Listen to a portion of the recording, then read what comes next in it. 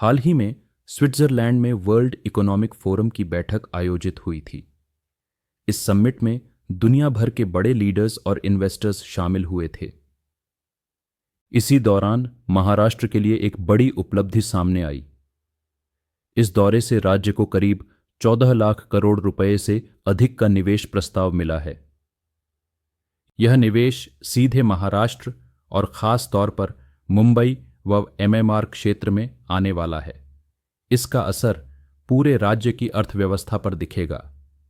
इस निवेश के तहत अलग अलग सेक्टर्स में बड़े प्रोजेक्ट लगाए जाएंगे। अनुमान है कि इससे 45 लाख से ज्यादा लोगों को रोजगार मिलेगा। महाराष्ट्र पहले से ही एफडीआई, स्टार्टअप, एक्सपोर्ट और मैन्युफैक्चरिंग में देश के अग्रणी राज्यों में शामिल है। अब यह नया निवेश उसकी स्थिति को और मजबूत करेगा।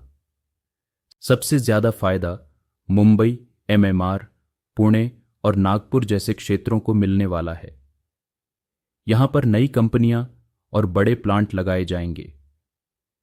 रियल एस्टेट और इंफ्रास्ट्रक्चर सेक्टर में मल्टी बिलियन डॉलर के निवेश की घोषणा हुई है।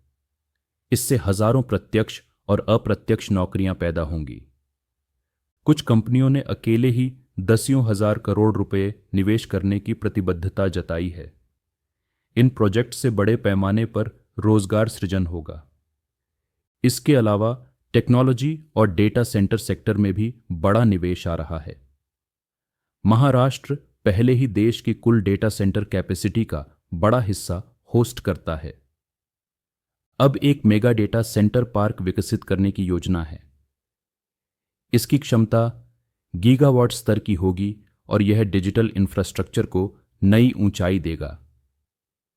इस एक ही प्रोजेक्ट से 1.5 लाख तक नई नौकरियां पैदा होने की संभावना है। इसमें आईटी, इंजीनियरिंग और ऑपरेशन से जुड़े रोल होंगे।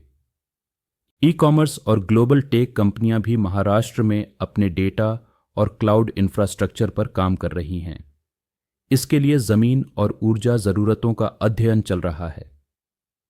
इन सभी निवेशों का सीधा असर राज्य की जीडीपी और प्रति व्यक्ति आय पर पड़ेगा।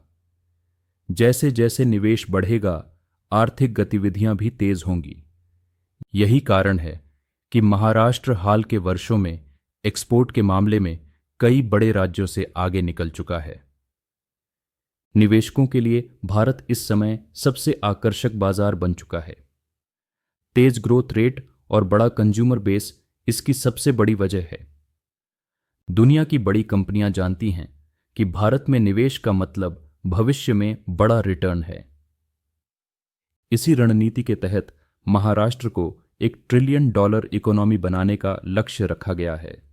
इस दिशा में इंफ्रास्ट्रक्चर, मैन्युफैक्चरिंग, टेक्नोलॉजी और लॉजिस्टिक्स पर एक साथ काम किया जा रहा है। कुल मिलाकर यह निवेश सिर्फ आंकड़ों तक सीमित नहीं है। यह महाराष्ट्र को ग्लोबल इकोनॉमिक मैप पर और मजबूत करने वाला कदम है।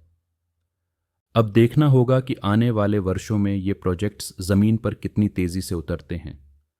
आपको क्या लगता है, क्या महाराष्ट्र आने वाले समय में $1 ट्रिलियन इकोनॉमी बन पाएगा?